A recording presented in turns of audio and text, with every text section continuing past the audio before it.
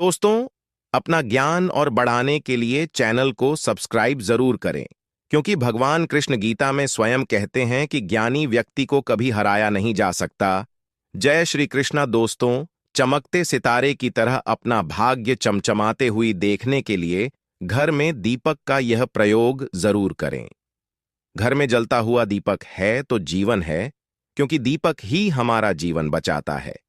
जहां होता है जलता हुआ दीपक, वहां धन भी खींचा चला आता है। आज हम दीपक से जुड़ी कई महत्वपूर्ण जानकारी आपको देने वाले हैं। वीडियो के अंत तक बने रहना। आज हम दीपक से जुड़ी हुई कुछ रहस्यमयी बातों के बारे में जानेंगे। उस दीपक के बारे में जिसे हम पूजा करते समय या पूजा घर के मंदिर में या घर के बाहर के मंदिर में जलाते हैं।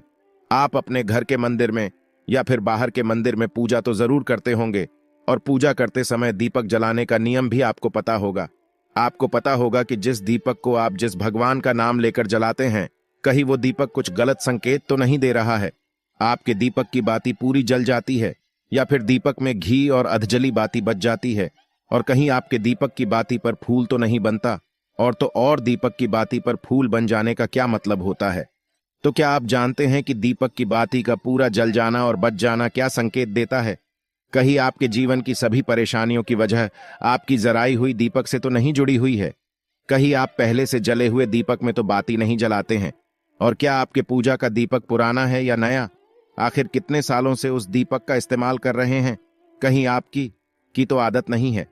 थोड़े दिनों के बाद दीपक को बदल देने की तो दोस्तों आपको जानकर हैरानी होगी कि आप अपने पूजा घर के मंदिर में दीपक जलाते समय अगर यह गलती करते हैं तो आपको इसका परिणाम भुगतना ही होगा। और दीपक की बाती का पूरा जल जाना और बाकी का बच जाना भी अलग अलग संकेत देता है, जो हमारे लिए जानना बहुत जरूरी है। तो इन्हीं सब बातों को जानने के लिए इस वीडियो में अंत तक हमारे साथ बने रहिएगा।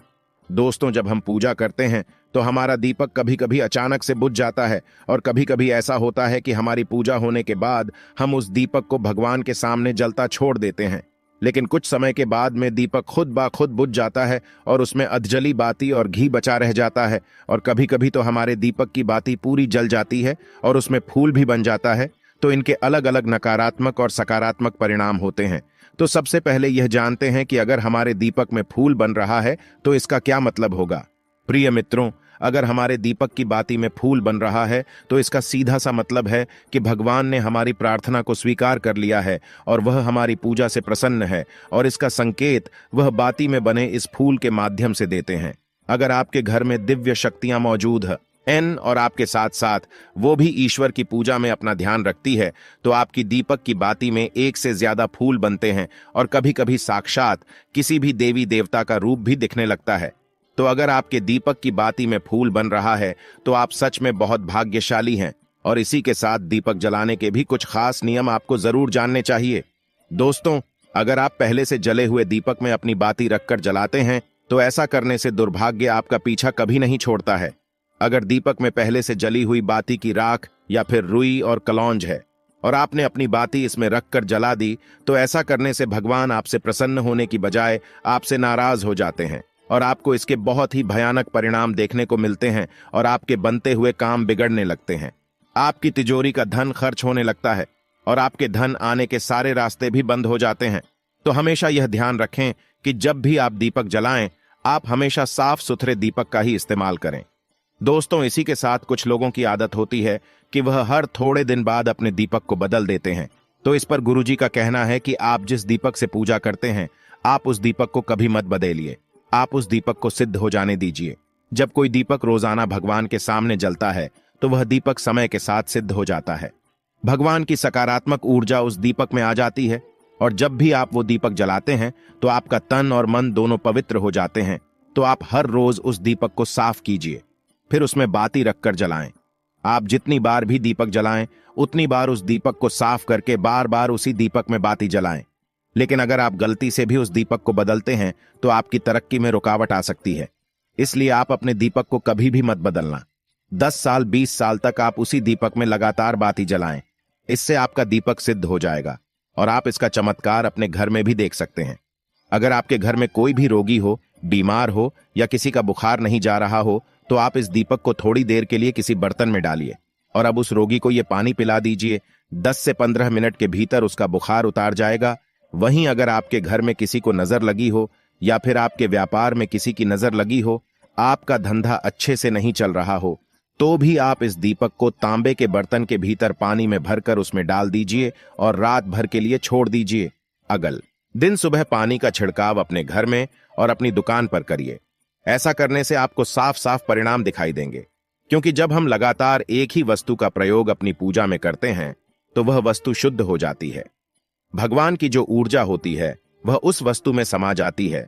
तो कभी भी अपने मंदिर के दीपक को बदलने की गलती ना करें। दोस्तों, अगर आपके मंदिर का दीपक टूट जाता है या फिर खराब हो जाता है या खंडित हो जाता है, आप तभी उस दीपक को बदल सकते हैं। लेकिन फिर भी आप उस दीपक को ना फेंकें, बल्कि इसे अपने घर में संभाल कर रखें, क्योंकि यह भगवान की सकारात्मक ऊर्जा का भंडार होता है। वहीं अब आपको यह भी बता देते हैं कि अगर आपके दीपक की बाती पूरी नहीं जलती हैं, आपके दीपक में ही बच जाती है, तो इसका क्या परिणाम होता है।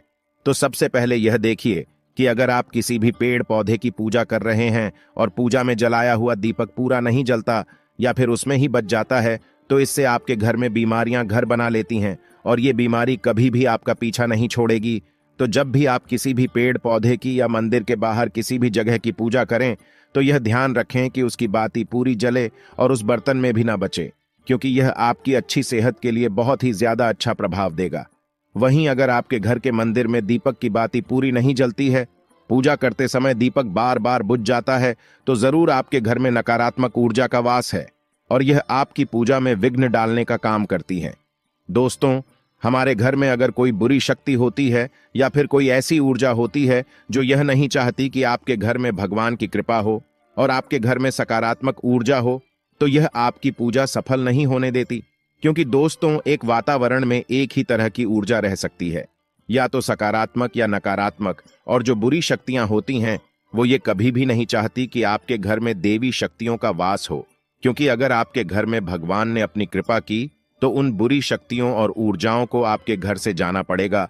तो यह बुरी शक्तियां हमेशा इसी कोशिश में रहेगी कि आपकी पूजा में रुकावटें आएं, और इन्हीं के प्रभाव से हमारा दीपक बार बार बुझ जाता है या फिर हमारे दीपक की बाती ही पूरी नहीं जलती। तो इस सब से बचने के लिए आपको क्या करना है कि सच्चे मन से भगवान का स्मरण करना है, और जब भी आप दीपक जलाएं तो भगवान से सबसे पहले यह प्रार्थना करें कि के आसपास जितनी भी नकारात्मक ऊर्जा हो वह आपसे दूर रहे, भगवान की कृपा आप पर बनी रहे।